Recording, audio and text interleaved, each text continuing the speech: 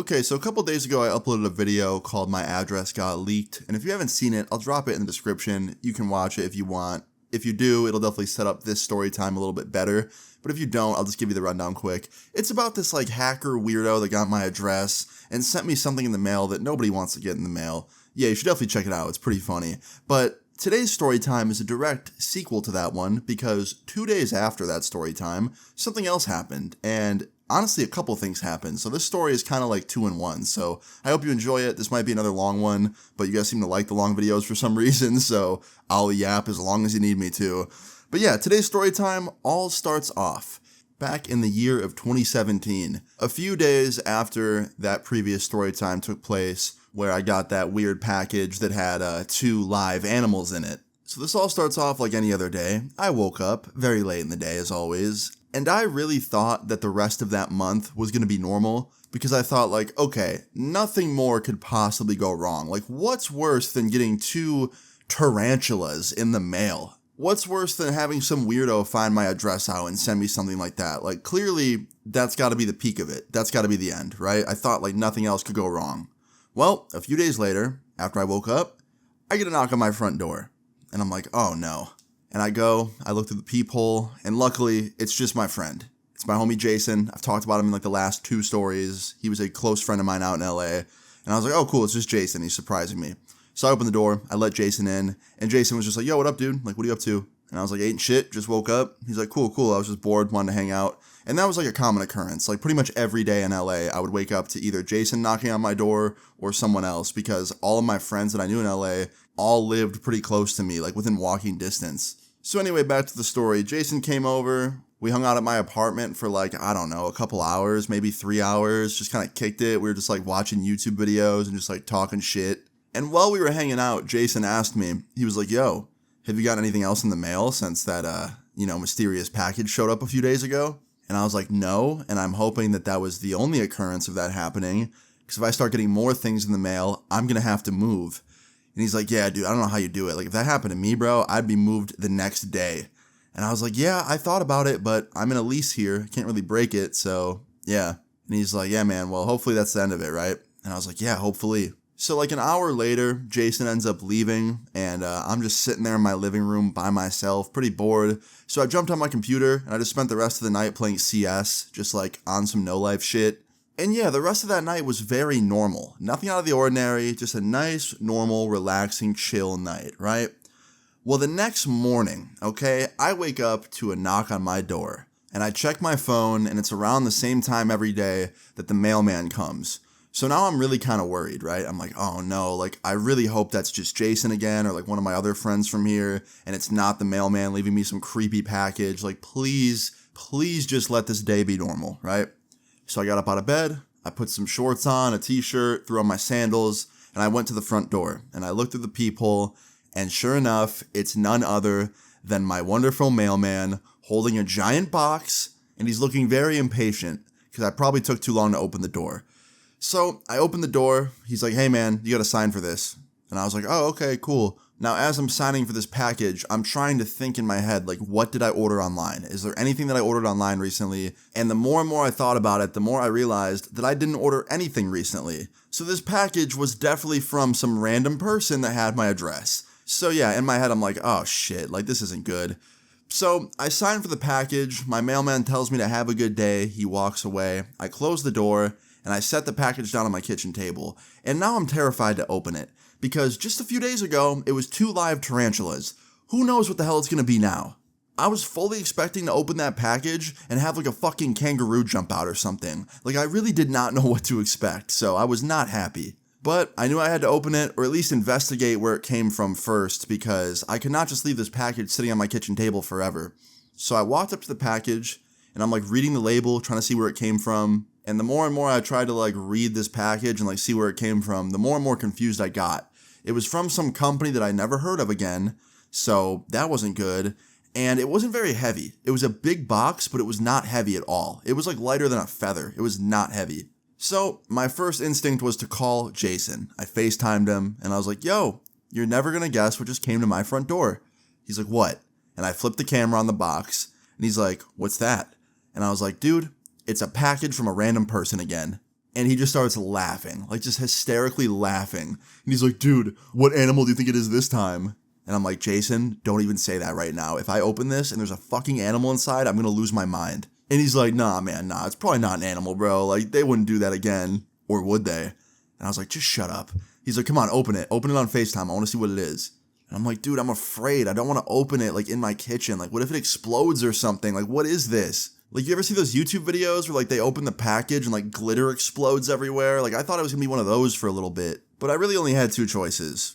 Call up the cops and have them come investigate it, or just open the damn package. And I thought, you know what? I'm just going to open the damn package. Like, worst comes to worst, it's another tarantula or something, like, whatever. So, I grabbed my knife, I set my phone down, I flipped the camera so that Jason can see me open it, and I start doing a little unboxing live on FaceTime.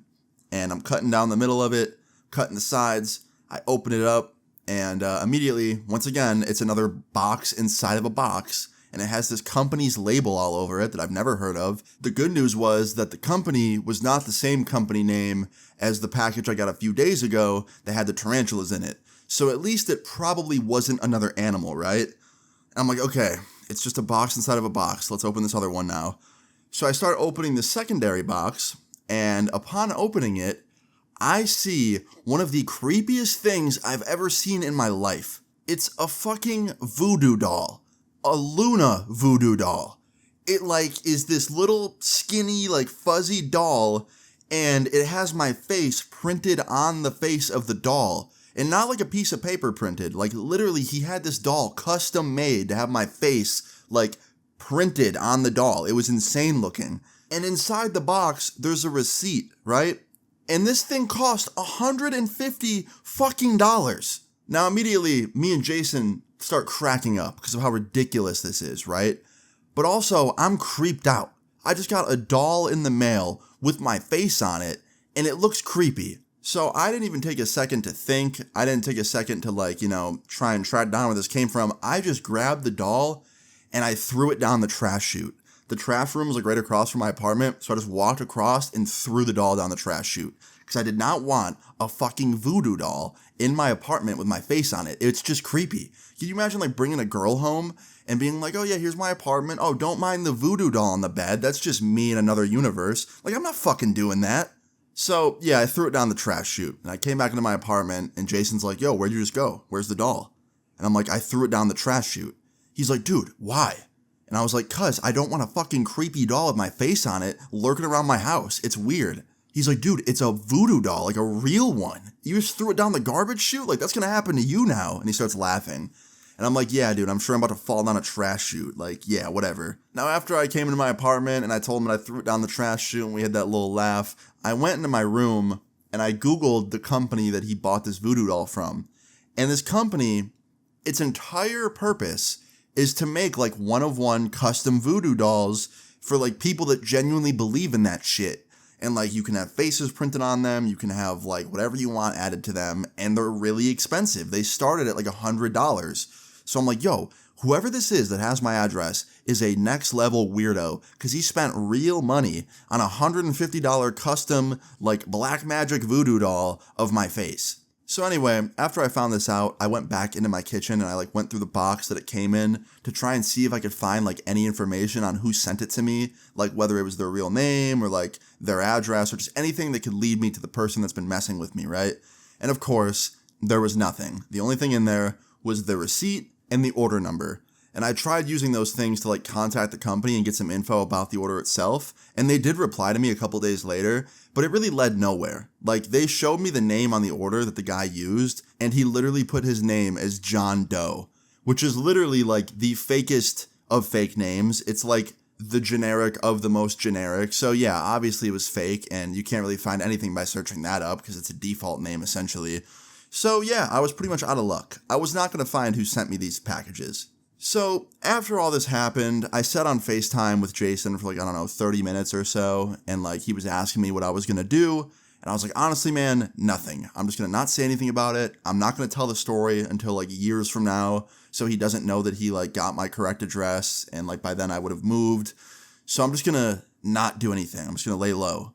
And he's like, yeah, man, that's a good idea. Well, after I got off the phone with Jason, I was just laying in my room, just on my phone, scrolling Twitter, And I'm not really a believer in like black magic or any of that weirdo stuff, but I just could not keep thinking about the fact that there was a voodoo doll with my face on it at the bottom of the trash chute. Like it was probably in a dumpster just sitting there. And I couldn't stop thinking about like, yo, what if that shit's real? What if someone gets their hands on it and starts torturing it and I actually go into like, pain? Now, obviously, the rational part of my brain was like, all right, Austin, you're just being an idiot. Like, relax. It's a doll. But I couldn't stop thinking about how creepy that was. But the story doesn't end here, okay? The story only gets better. So, about an hour later, I'm in my room, still just doom scrolling on my phone, right? And your boy gets a craving for something sweet. I wanted something like a candy bar or like a donut or just something. And I didn't have any of that in my house. I had nothing. Luckily, my apartment in LA was across the street from two pretty well-known convenience stores. So I was like, okay, I'll just walk across the street, grab something, and then come back. So I jumped up out of bed, grabbed my wallet, grabbed my keys, threw on some shoes, and I was out the door, crossing the street to go to the convenience store and buy some candy. So I walk into the convenience store, and I'm at the very back of the store, just like going through the aisles, finding out which candy I want. I got a basket in my hand. And before I continue, I should probably give you some context. My apartment was like pretty much on the boulevard in Hollywood, so a lot of homeless people lived in this area on the street. And this convenience store that I was in was a very, very regular spot for homeless people to hang out in and like get essentials and stuff. And in that aisle where I was searching for the candy, there was a homeless man on the other end of it. And he was talking to himself. He was like looking through the aisle while talking to himself. Now, this was not the first time I saw this. There was plenty of times in LA where I was at the store, out in public, and a homeless man was nearby talking to himself. That just happens out there. It happens in most major cities where there's homeless. It never really freaked me out or made me like think twice because most of the time they kept to themselves and they never like got violent with me or like, yelled at me or anything. So I just didn't think much of it when I saw this on this day. But all of a sudden, while I'm looking at candy, the homeless man turns his attention to me and he goes, "You." And he points at me. And I was like, "Yeah, what's up, sir?" And he's like, "You." And I was like, "Me." "Yeah, my name's Austin. Like, what's your name?" And he's like, "No." And I'm like, "Okay, I'm just going to grab this candy really quick and then I'll leave the aisle to you so I don't bother you anymore." So I grab some Reese's off the shelf and then I start walking the other direction with my basket. And as I'm walking in the other direction, I start hearing footsteps coming up behind me super fast. And I turn around and I see this homeless man running up behind me. And before I have like the time to register what's even happening, he takes both of his hands and just absolutely launches me. He just pushes me full force and sends me off my feet flying backwards into the other aisle. And I end up landing on my back and my basket falls on the ground and spills all the candy everywhere. And he grabs my basket and the candy and just takes off running in the other direction. And before I'm even off the ground, he's gone. He just ran out the exit.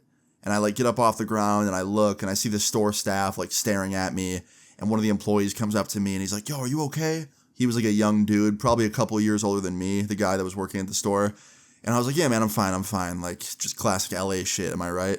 And he's like, "Dude, like, he launched you. Like, you sure you're okay?" And I'm like, "Yeah, I'm fine.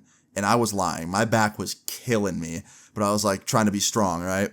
And he's like, "What did he steal?" And I was like, "Bro, he stole my Reese's cups." He's like, "Dude, go on the shelf, take as many as you need, and just take them home. They're on the house tonight."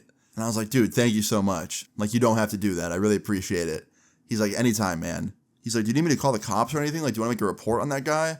I was like, "Honestly, man, the dude's already long gone, and the cops in this city probably wouldn't even give a shit. They probably would not even be able to find the guy or even care about finding him, so I'm good." And that was the truth. Cops in LA are pretty, I don't know, I'm not gonna say useless, but they're definitely not very useful when it comes to petty shit like that. Plus, the dude was already homeless, living on the streets in LA. Like, his life was probably already bad enough. I'm not gonna call the cops and try and, like, get him charged, because it probably wouldn't do anything.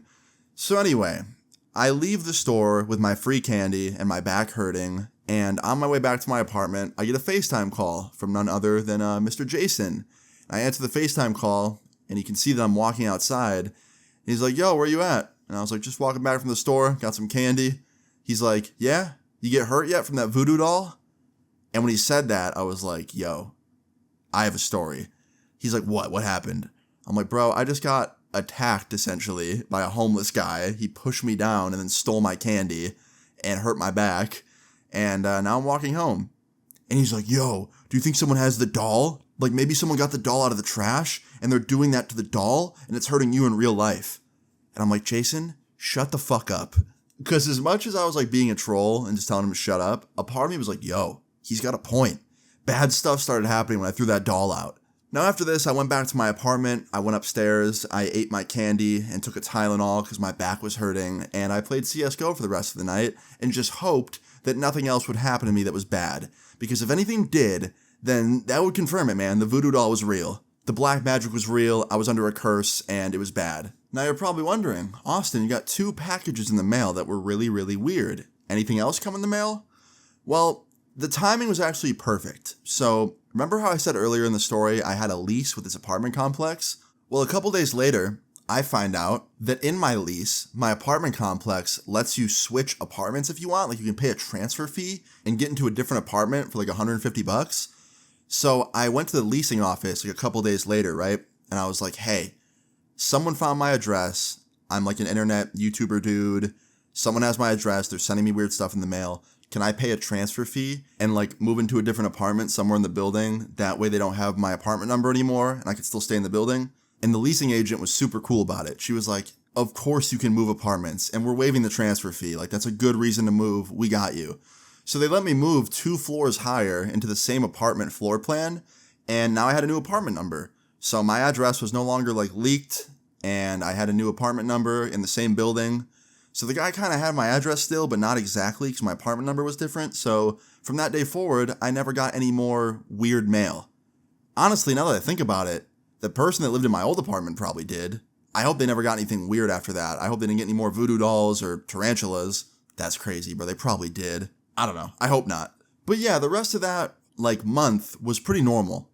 And I think the voodoo doll thing was just unlucky. Okay, I don't think I have a black magic curse on me. But it was really funny and really convenient that the day I got a fucking voodoo doll in the mail with my face on it and I threw it away, like a couple hours later, I'm getting attacked by a homeless guy at a store and getting my candy robbed from me and I got hurt. So crazy. But yeah, guys, there is a moral to this story. Number 1, don't be foolish with your address on the internet. Don't give it to anyone you don't trust. Keep it hidden, keep it private, because if somebody untrustworthy gets your address, you might just end up with 2 tarantulas and a realistic voodoo doll at your front doorstep, and no one wants that. But yeah, that is pretty much the end of the story. That is the story of how I got another weird package on my front door, and it just led to a whole bunch of weird stuff happening that night. So yeah, I hope you enjoyed it. If you guys did enjoy it, please leave a like on the video. I would really appreciate it. Feel free to leave your story times in the comments down below, and subscribe if you're new. I'll see you all later. Peace. I'm in a bad mood, I can see it today. I remember all my friends and now I'm all that remains. I got some